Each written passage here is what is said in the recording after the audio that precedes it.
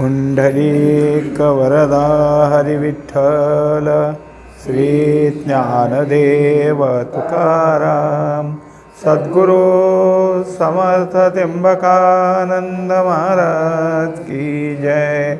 माऊली ज्ञानेश्वर महाराज की जय। जगद्गुरु तुकाराम महाराज की। श्री गुरुदेव दत्त। म्हणे वस्तू देहासारिखी आली बहुवे भाग्ये विषेखी। मा जाचू का कर्मादिकी पापिया जैसा।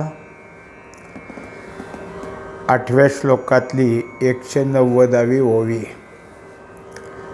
राजस त्याग हा विषय चाललेला आहे।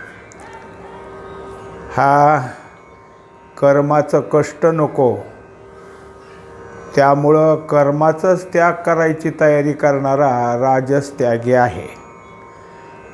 आता त्याचे तर्क कसे चालतात? मनुष्य आपल्या सोयीप्रमाणे तर्क करतो, तसा राजसी तसाच आहे।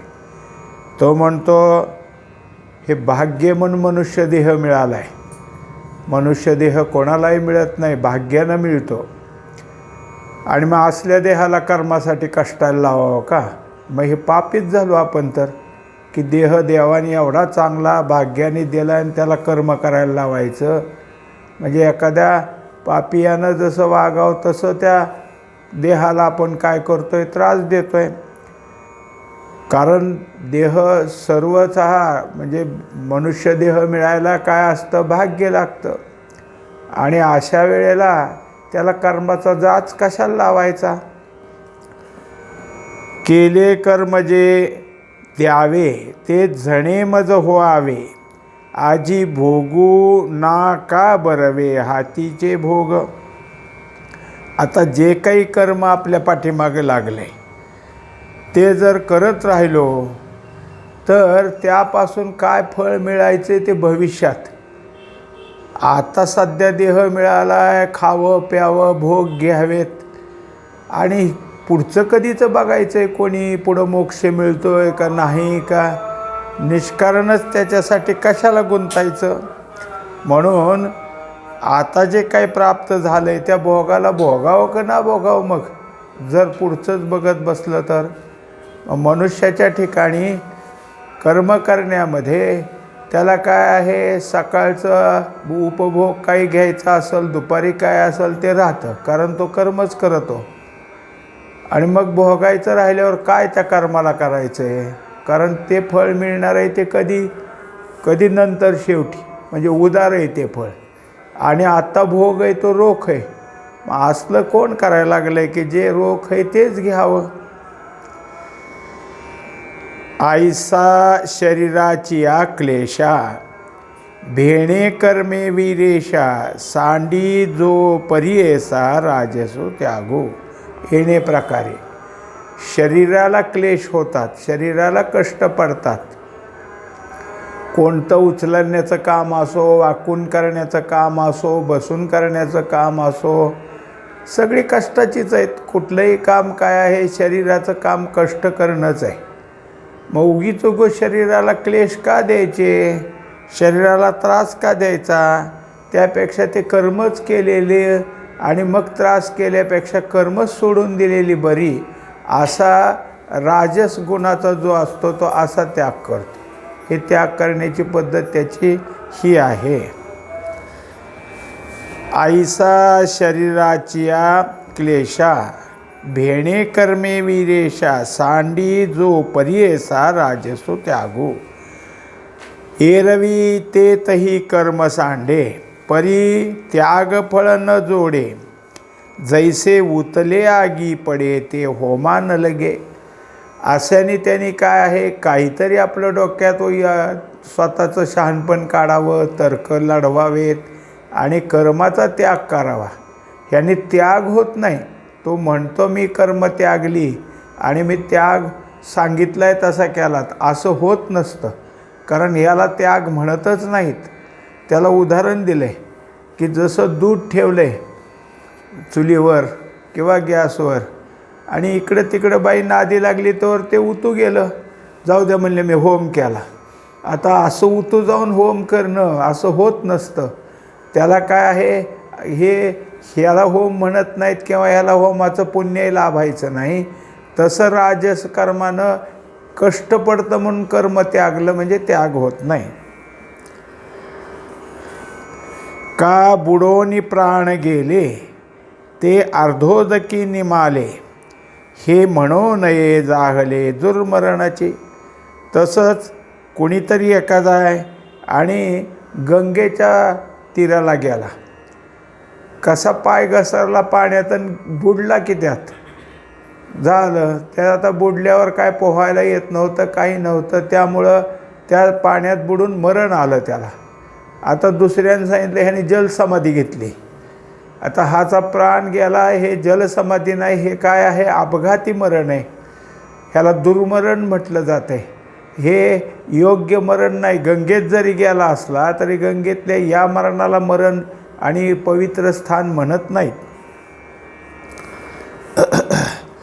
तैसे देहाचे निलोभे, जेणे कर्मा पाणी शुभे, तेणे साच न लभे त्यागाचे फळ. तेव्हा हे सगळ्या गोष्टी राजस त्यागी कुणीकडं बघून त्याग करतो तर देहाकडं बघून. देहाचाच लोभ आहे त्याला. तो देहाला क्लेश लागू नये, आपल्याला काहीही त्रास होऊ नये असा विचार करत असल्यामुळं त्याच्या ठिकाणी काय आहे की किती कर्म त्याग केला म्हणजे त्याग होतच नाही. अशा प्रकारच्या त्यागाला त्याग कोण म्हणतं. किंबहुना आपुले जई ज्ञान होय उदया आले, तई नक्षत्रा ते पहाले गिळी जैसे. आता थोडासा मुद्दा दुसरा घेतला. वरचं राजस त्यागाबद्दलचं बोलणं झालं. आता सांगतात की कदाचित, किंबहुना कदाचित आपलं आत्मज्ञान आपल्याला उघडं झालं. आपण स्वतःविषयी विचार करू लागलो म्हणजे आत्मज्ञानच असतं. जो माझा देह कसा निर्माण झाला, या देहाचं चलनवलन कसं होतं आहे, या देहाचं प्राणापान कसं होतं आहे याचा विचार करू लागतो. त्याला काय आहे की या सगळ्याचं जे आहे त्यातलं शोध घेण्याचा एक विषय त्याचा येतो आणि म्हणजे तो आपल्या स्वतःच्याच ठिकाणी आत्मज्ञानाकडे जाऊ लागतो. असं ज्याच्या ठिकाणी आत्मज्ञान उदयाला आलं आहे त्याच्याजवळ आता अनेक गोष्टी सुधारल्या. त्याला उदाहरण दिलं आहे त्यांनी की जसं उजाडलं आणि जसं जसं फटफटीत होतं, उजेड चांगला पडतो, तसं चांदण्या सगळ्या मावळायला लागतात. आता एकही चांदणी पुन्हा काय आहे दिसायची नाही. आकाशभर चांदण्या होत्या, पण उजाडल्याबरोबर सगळ्या चांदण्या काय झाल्या की लोप पावल्या. ह्या उजेडापुढं त्या चांदण्या राहत नाहीत. तसं एकदा का आपलं ज्ञान जागं झालं की सहजच आहे मग कर्मफळाबद्दल कर्माविषयी कसा विचार करावा ते ज्ञानाने ठरतं. तैसे सकारण क्रिया हारपती धनंजया, तो कर्मत्यागू ये जया मोक्ष फळासी. आता जर क्रिया करायचीच वेळ आली, ह्याचाच अर्थ कर्म करायची वेळ आली, तर कारण कशामुळे मला हे कर्म का करावं लागतंय त्या कारणाकडे जाऊन तो काय करतो, कर्मत्याग करत नाही. मग जसं आपण आपलं काय आहे कुटुंब आहे, कुटुंबातले प्रमुख असलो तर जे लागतं ते आणून द्यावंच लागतं ना. असं त्यांनी काय दोन गोष्टी आणून दिल्या की घरातली म्हणले आम्ही ती विसरलोच अजून आणा. त्याला असं वाटत नाही की मला का दोन हेलपाटे देतात. तो म्हणतो आता हे आपलं कामच आहे. म्हणजे त्याच्या दृष्टीनं अशा तऱ्हेचं कुठलं जरी वाटलं तरी त्याचे कुठलाही मनामध्ये तिरस्कार निर्माण न होता किंवा त्या कर्माचा राग न होता, दुसऱ्याचाही राग न होता तो कर्म तो करतच असतो. ते सात्विक कर्म त्याला काय आहे मोक्षफळाकडे घेऊन जाणार आहे. ते मोक्षफळ अज्ञाना त्यागिया नाही अर्जुना, म्हणून तो त्यागू न माना राजसू तो. एकंदरीत राजस त्याग काय ना अगोदर सांगितलेला तामस त्याग काय, हे अज्ञानाजन्यच आहेत. आपल्याला कळतं म्हणून आपण असं बोललो असं जरी राजसी म्हणत असला तामसी म्हणत असला तरी त्याचं जे ज्ञान आहे ते अज्ञानातलंच ज्ञान आहे, केवळ अज्ञानच आहे ते.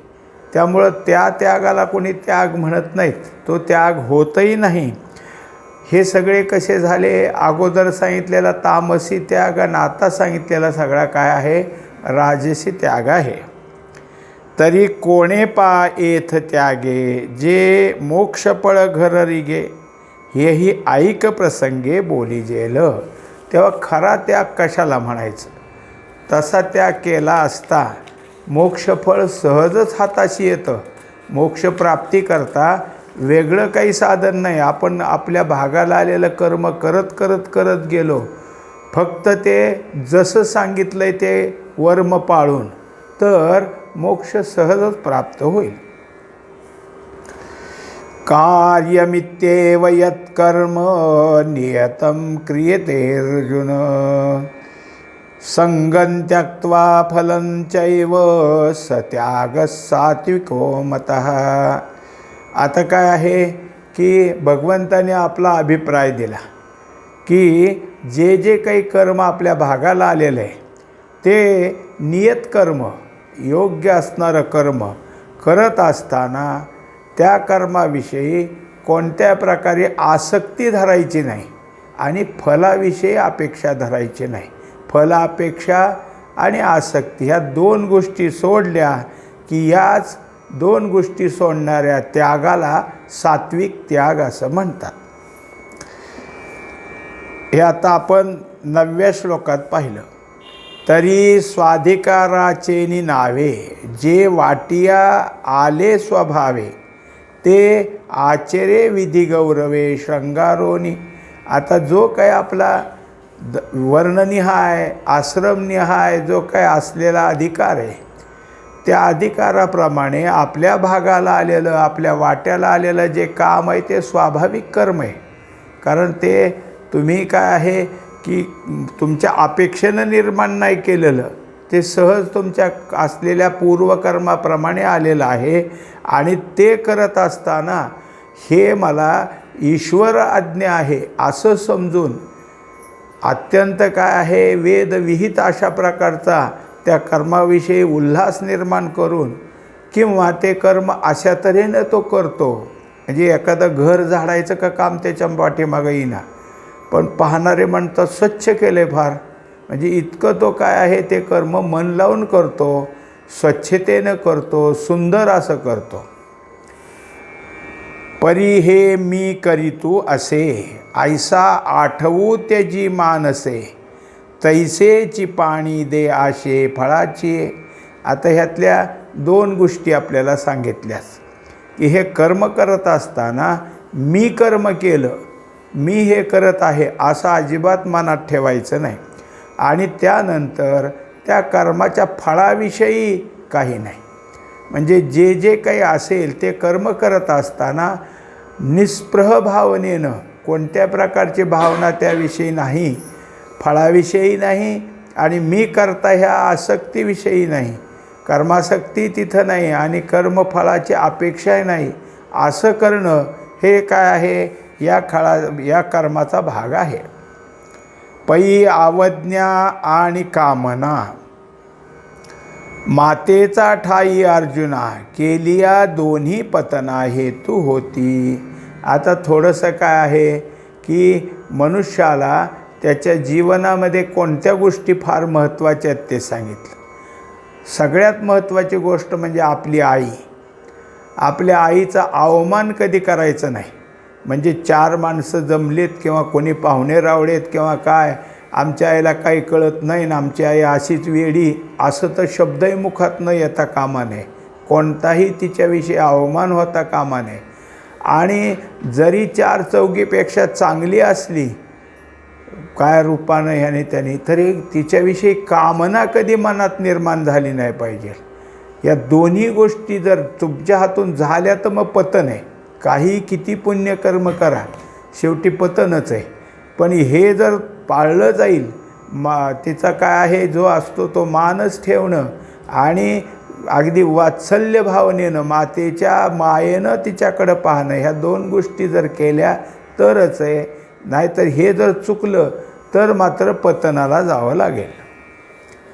तरी दोन्ही ए त्यजावी, मग माताची ते भजावी, वाचोनी मुखा लागी वाळावी गायेची सगळी. आता एकंदरीत या दोन गोष्टीत आपण काय आहे याचा त्याग केला म्हणजे सगळं जर काही असेल तर आईच्या संबंधामध्ये आपल्या ठिकाणी असलेला जो वात्सल्य भाव आहे तोच आपल्याला काय करतो तर पुण्याकडं नेतो. त्याचंच पुण्यफळ आपल्याला मोक्षाकडं घेऊन जात असतं. आता त्यात दुसरं एक उदाहरण दिलं की जसं गाय आहे, पण गाय काय असते की काही खाते, कुठे आजूबाजूला अडचणीला गेली घाणही खाऊ शकते काही.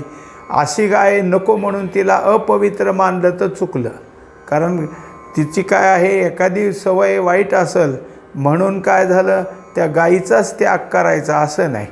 कारण एरवी मुखाकडं कोणीच काही म्हणत नाहीत, मान्यता देतात ते शेपटीलाच, गाईचं शेपूट हेच पवित्र मानतात. पण त्याविषयी सगळंच हे काय आहे गाय टाळावी असं होत नाही. आवडतीये फळी असारे साली आठोळी, त्यासाठी अवगळी फळाते कोणी. आता काय आहे दोन गोष्टी कशा त्यागाव्यात शिकवायला आपल्याला उदाहरणं एवढी आणली. आणखी एक उदाहरण असं काढलं की काही फळं अशीच की त्याची सालही टाकून द्यावं लागतं आणि आतली आठोळी म्हणा काय असेल ते टाकावं लागतं, फक्त आतला जो गर आहे तो खायचा. पण हे दोनला टाकायचं आहे म्हणून गरालाही नको असं म्हणून जर फळच त्यागलं तर ते योग्य नाही.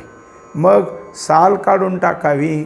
जसा आंबा आहे, आंब्याची साल बाजूला निघते, त्यातली कोय बाजूला निघते आणि आतला असलेला रस त्यातल्या असलेला गर त्याचाच स्वीकार केला जातो. मग जसं साल आणि कोय टाकली का नाही बाजूला, तसं मग इथं कर्तेपणा आणि त्या फळाच्या अपेक्षा दोन गोष्टी टाकाव्यात. तैसा कर्तृत्वाचा मधू आणि कर्मफळाचा आस्वादू, या दोही ते नाव बंधू कर्माचा की. आता कर्मबंध कसा असतो त्याची व्याख्या आली. ही ओवी महत्त्वाची आहे. कर्तृत्व करत असताना मी केलं असं सतत म्हणणं म्हणजे मद आला, आपल्याला उन्मत्त झालो आपण त्यात. मीच केलं, हे माझ्याशिवाय कोण करतंय, मीच केलं. ज्याला त्याला आपल्या केलेल्या कर्तेपणाचा जो तो काय आहे की सगळीकडे सांगत राहायला लागला, त्याच्या ठिकाणी काय झाला उन्मत्तपणा आला. हा त्याचा मदच आहे. आणि जे काही असेल त्याच्या ठिकाणी काय आहे कर्मफळाची अपेक्षा धरून मी केलं आहे तर मला हे कर्मफळ मिळालंच पाहिजे, अथवा कसं कर्मफळ आहे किती छान आहे, त्या आस्वादानं आपल्या ठिकाणी पुन्हा त्या कर्माच्या फळाविषयी लालसा निर्माण व्हावी. अशी जर बुद्धी निर्माण झाली तर हेच बंधनास कारण आहे. मग कोणतं कर्तृत्वाचा मधू आणि कर्मफळाचा आस्वादू, ह्या दोन्ही गोष्टी आपल्याला कर्मात बांधणाऱ्या आहेत. तरी या दोहीच्या विखी, जैसा बापू नातळेले की, तैसा तो हो न शके दुःखी विहिता क्रिया. त्याप्रमाणे हे दोन जसं टाळावं. उदाहरण एक दिलं की मुलगी लहान आहे तोपर्यंत तिच्या डोक्यावरून हात फिरवावा, पाठीवरून हात फिरवावा.